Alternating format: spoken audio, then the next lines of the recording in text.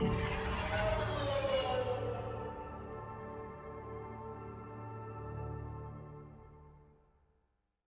Apex Agents, Mobius Y here with another video from Mass Effect Andromeda's multiplayer. Today's another two-part character build guide. We're taking a look at the rare grade Salarian Architect.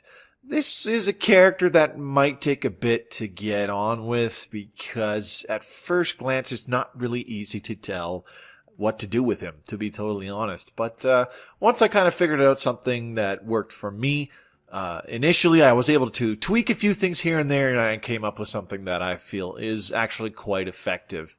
So the two main powers that see use in this build are both Remnant VI and Incinerate. And I don't put any points in Barricade because, like with the Human Sentinel, Barricade is really useful on its own with a single point in it. You still get 2 power cells to use Barricade. It's really good for kind of an oh shit button to give you sudden cover if you ever got caught out in the open. So the effectiveness and playstyle really hinges on what you want to do with both Remnant VI and Incinerate. Let's take a look at Remnant VI first. Obviously, I took this all the way to 6, took the recharge speed reduction at rank 4. This might seem a little bit weird, but to be totally honest, the expedited repairs doesn't really do a heck of a lot for keeping your Remnant VI alive if you are always tossing it into the middle of fairly big gun battles. It will still die pretty quick, despite the extra health regen and regen delay reduction. So it's nicer to have the extra recharge speed so that if your VI is constantly getting killed because it's just aggroing a lot of fire, it's nice to be able to have the cooldown a lot shorter so that you can bring it back a lot sooner. Now, ranks 5 and 6, you can either do what I did here, where I went focus module for plus 80% VI beam damage, which gives it a really nice damage boost. And at rank 6, I went with electric beam to increase the damage bonus against shields and synthetics and the general beam damage, and it also can prime enemies for detonations. So if you want to have your Remnant VI priming enemies for combo detonations, you want to take the focus module, where it increases the beam damage, and you want to take the electric beam effect to maximize the damage that you can get from your little pet using its beam. If you want to go the other way, where your Remnant VI is in fact detonating your combos that you've set up for it, you want to take the rank 5 close combat module to give it plus 200% VI health, and this will cause it to constantly engage enemies at closer range and drawing their aggro, so the extra health is really nice. And the rank 6 detonating missiles. This adds explosive missiles to the VI's arsenal in addition to its beam weapon. Missiles trigger combo detonations, and it shoots a missile every 6 seconds, which does 450 damage in a 2.5 meter radius. So if you're going for your Remnant VI being the detonator, that's what you want to pick. You want to pick rank 5 close combat module and rank 6 detonating missiles. I liked the focus module and electric beam effects. I felt those were really nice. Barricade, as I said, only put 1 point in it. Still pretty useful.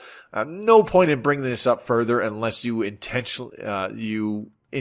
to actually use some of these buffs that it gives you when you drop a barricade down. Or if you want to use the electric defense rank 6 combo primer to help give you some barricade points, which can be pretty tough to farm for challenges. But for this particular build, just leave it at 1 point. Incinerate. This is the way I have this set up. My Remnant VI is the primer. Incinerate is my detonator. So at rank 4, I went with Radius. Rank 5, I went Anti-Armor. And rank 6, I went Detonator. If you are going the other route with the Remnant VI, where you give it the missiles that it shoots every 6 seconds, and that can detonate combos, take the double Incinerate. That's essentially all you really want to do. This will hit more enemies. It will hit several enemies because it's a double Incinerate that have a 2 meter radius upgrade, and you can set way more enemies on fire, and your Remnant VI will very likely shoot a missile within the next 6 seconds to cause one of them to explode and set off a fire combo, because the burning duration is 6 seconds on the Incinerate. The base burning duration is 6 seconds. You could take the rank 4 burning, additional burning time, but that just makes it a lot easier for enemies to dodge your Incinerate. With the extra radius, it's a lot easier for hitting a cluster of enemies your first target that you shoot incinerate at might dodge it, but it's still kind of, jinks far to the right trying to hit the guy, but instead hits somebody else anyways. So it still hits them and sets them on fire. I took the detonator option because I like using the Remnant VI for really high beam damage, which is nice. Offensive tech. This is the passive to mostly increase your power damage.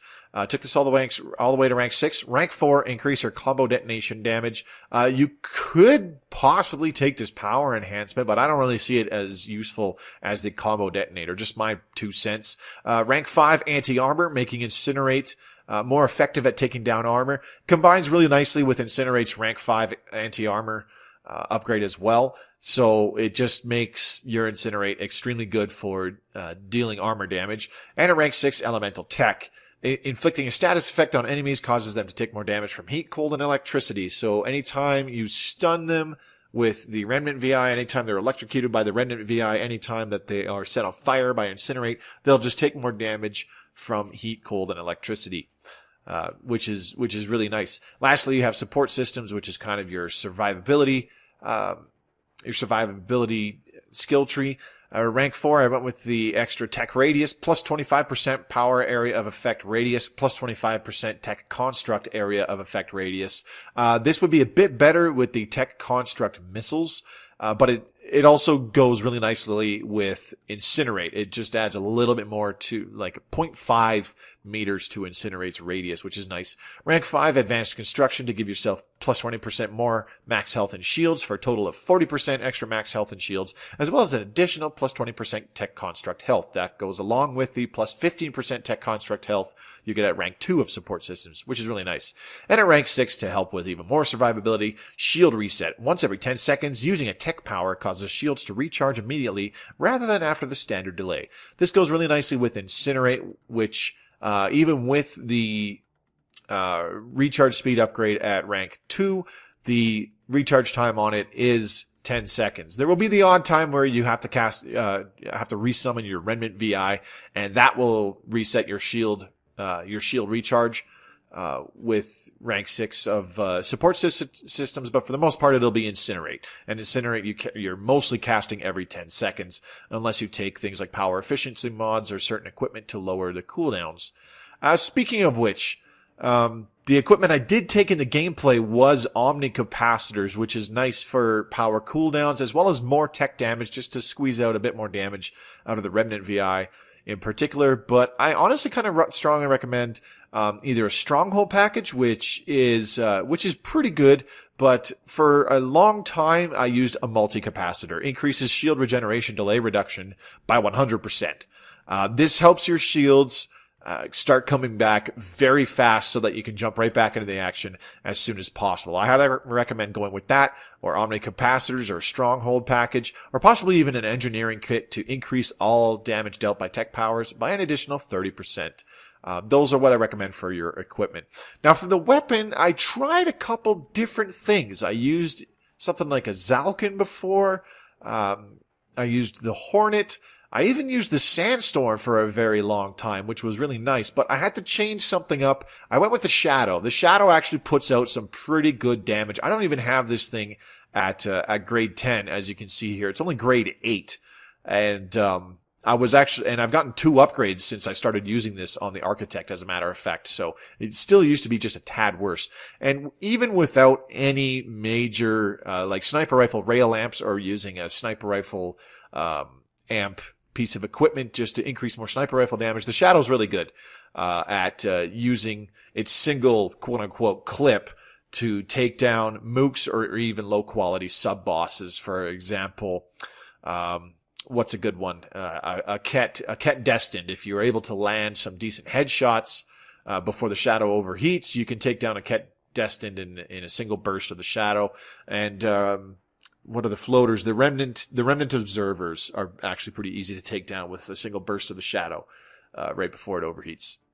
For consumables, this is why I went with the Shadow. Disruptor ammo. I cannot recommend this enough. You definitely want to take some kind of ammo priming thing, but I highly recommend Disruptor ammo to deal with shields. Incinerate's really good on its own against armor because of all the additional armor damage bonuses that you have both in the passive tree and in the Incinerate tree. But also you need another primer besides just your Remnant VI because you cannot rely on your Remnant VI. There's no guarantee it's shooting at the bad guys that you want to set a combo off on. It could be shooting at an Adhi that's sneaking up behind you for all you know when you're engaging, say, an Anarchist and a couple Raiders in front of you.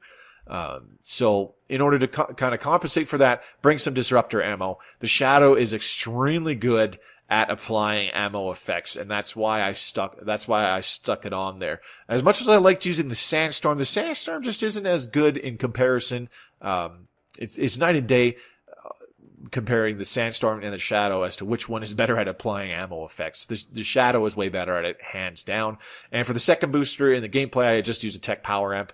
Both of these boosters in the gameplay, I just use grade 1, but you can still see that there's still some pretty good damage potential and damage output with this character, despite using low quality boosters and, having powers that aren't necessarily, focused on doing lots of damage. This guy is not really meant for a huge amount of burst damage or sustained damage or anything like that. He can just put out consistent damage in short little spikes, so to speak. Not necessarily in bursts where it's like super fast, like an infiltrator swoops in, blows his load of his entire shotgun magazine and just does a shitload of damage within a couple seconds. This guy can do some damage, but it takes a little bit to do it because you got to set up with the Remnant VI shooting somebody to possibly prime it and then maybe hitting it with your Incinerate to set them on fire, and then able to clean up with your Shadow with disruptor ammo to do some serious damage to what's left. So that's essentially it. Remember, if you want to tweak this and have it different where the Remnant VI is your detonator, you want to take the rank 5 close combat module on the Remnant VI and then rank 6 detonating missiles, and then you can leave Incinerate as it is here with radius, anti-armor, and detonator, but I definitely recommend instead taking the double Incinerate option at rank 6 because your Remnant VI is incapable of priming, but your weapon still can. So you could still go with the detonator option at rank 6, but your Remnant VI will be able to detonate something every 6 seconds. So you can probably rely on that. And with Incinerate having a 10-second cooldown all the time, it's obvious that, here and there, pretty much half the time you can count on your Remnant VI to set off a combo that you primed with whatever ammo booster you have equipped. So that'll sum it up. If you want to see part 2 with some gameplay where I rock this exact build using these very boosters, weapons, and equipment, take a look in the link in the description below for the link to part 2 where it features this exact character on gold difficulty.